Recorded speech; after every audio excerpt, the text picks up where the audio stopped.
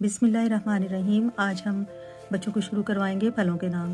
फलों के नाम जैसे कि आज हम अलिफ मद्दा और मीम से आम का उनको तारुफ करवाएंगे, किस तरह अलिफ मद्दा लिखते हैं और लाइन के बीच में सीधी लाइन लगानी है, बिल्कुल 2 लाइनों के दरमियान में, और फिर इसके ऊपर अलिफ मद्दा ये बार बार बच्चों से लिखवाना है। हमने उनको इस तरह 2 डॉट लगवा देने हैं कि बार बार इसको लिखें। और अगर उनको अलिफ मद्दा शुरू में लिखना नहीं आ रहा, ये प्रॉब्लम आ रही है, तो फिर उनको हम ऊपर डॉट लिखकर उनके हाथ को अच्छी तरह से पक्का कर सकते हैं कि वो बार बार लिख लें। और फिर इसी तरह मीम को लिखवाएंगे। मीम बिल्कुल यहाँ लाइन के साथ आएगा। और फिर बच्चों को भी बताएंगे यहाँ 2 डॉट लगा के कि इस तरह वो आम को कंप्लीट करें, अलिफ मद्दा से आम।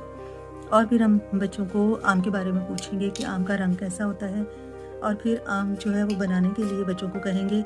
बच्चे चूँकि छोटे होते हैं और आम तो बड़े जो है वो भी मुश्किल से बनाते हैं। जैसे मैंने एक सर्कल लिया और फिर अक्सर घर की जो चीज़ें होती हैं उनमें हमारे पास ये ढक्कन वगैरह होते हैं। ये मैंने परफ्यूम का एक ढक्कन ले लिया और उसको मैंने इसके नीचे छोटे सर्कल के तौर पर यूज़ किया। तो ये इस तरह बच्चे 2 सर्कल बना के फिर इसको मैंने इसके साथ जोड़ा और इसको इधर थोड़ा सा अंदर ही रहने दिया। अंदर से ये लाइनें ख़त्म करके तो इसको एक बच्चे अगर इस तरह का गोल सा मैंगो भी बना लेते हैं, आम बना लेते हैं, तो ये उनके लिए बड़ी बात है।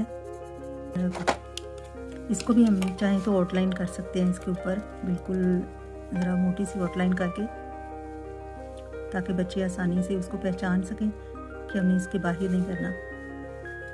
और इस तरह मेरे पास इस टाइम यही कलर था, मैंने इसको यूज़ कर लिया। और फिर इसके साथ जो हमारी लाइंस हैं उनको बच्चों को भी बताना है कि इस तरह आपने 2 सर्कल लेकर उनको मैंगो को बना लेना है।